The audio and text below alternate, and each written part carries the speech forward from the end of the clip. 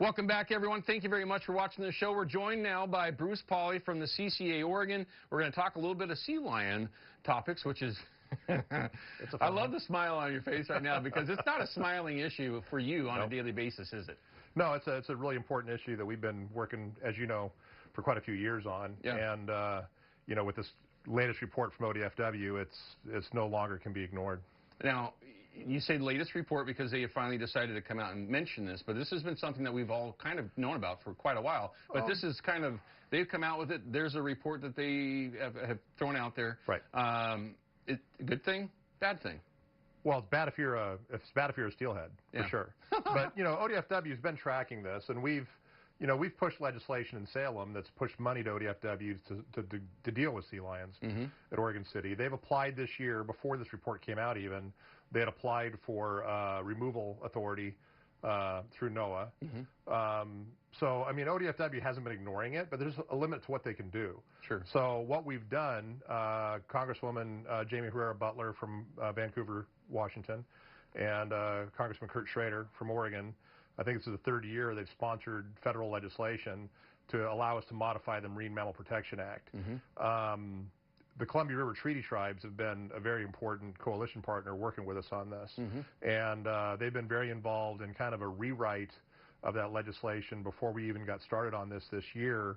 And it kind of toughened it up, and it's a different approach. Instead of just kind of a broad spectrum, can we remove more sea lions out of our rivers, we took a different approach where it says we need to have geographical areas, choke points, points that are areas that are critical for spawning staging, places where sea lions are taking advantage of maybe a man-made obstruction like a dam that has fish ladders, or Willamette Falls that has fish ladders that were modified. Sure. And remove sea lions from these critical areas. Sure. So it's not a we want to take X number of sea lions, it's we need to clear these areas to give the fish a chance. Now, would you call that a sanctuary or a safe zone? What would you do? I think sanctuary is a good way to describe it. You know, so obviously, as we talked about earlier, there were sea lions that were following spawning steelhead all the way up the Clackamas River, you know, up to Eagle Creek this year. Yep. I mean, literally following these fish up their tributary streams, eating them off the spawning beds while they're trying to make babies. Correct. It's pretty bad. When they're making reds and they're getting eaten by sea lions hundreds of miles away from where they're supposed to be. Up small rivers, yeah. Little rivers, yeah. So I mean that's what's different in the writing of this legislation, is it takes a geographical approach and says we need to have these areas free of sea lions. Now that kind of dovetailed with a NOAA report that said, if you take the approach currently being done, where we're constantly kind of pulling a few out and more coming in to replace them, you're really kind of spinning your wheels in the mud. You're really not going anywhere. You're taking out a few sea lions, but you're really not accomplishing the problem. What the NOAA report said was that if you take them all away and you prevent the first one from showing up, when the first one shows up, he's gone. Second one shows up, you're gone. Third one shows up, you're gone. And you don't let them accumulate, you'll actually end up having to remove less sea lions, and you'll have a much greater effect on the fishery, on protecting fish. Sure. So it's that NOAA report says if we do it the right way, we don't have to handle as many sea lions in order to have the protection of the wild fish that we need. The desired effect actually happens. So it's kind of a perfect storm of all these things coming together. The NOAA report saying this is the right way to do it.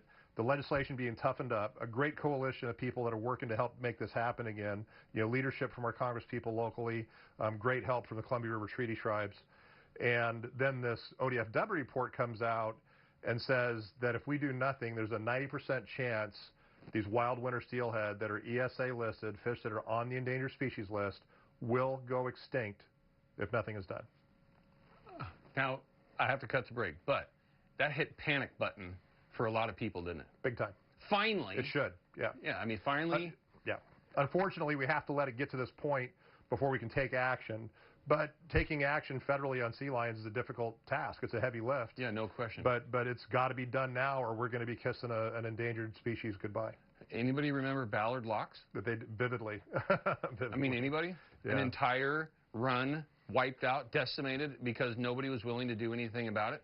Yeah. We are on that doorstep right now, as we speak. And there's actually folks that are out there that are not actually behind this. Right. Which is So if you care about wild fish at all and you're not fully endorsing getting rid of this particular predation problem right now, then you don't care about wild fish, in my opinion. It's a very selfish, elitist type thing. Anyway, we're going to move on. We're going to cut to a quick break. When we come back, we've got several questions that were asked on our Facebook page. We're going to ask a couple of those, continuing to talk with Bruce Polley from the CCA about what is going on right now, something that I can honestly say we have all seen coming for years. And it's great that ODFW came out and acknowledged this, right? Would that be a way to put it? Or they've acknowledged it for a long time, but their report hits the panic button, like you say. Okay. Absolutely. Very good. We'll be back with more with Bruce Polley in just a couple of minutes.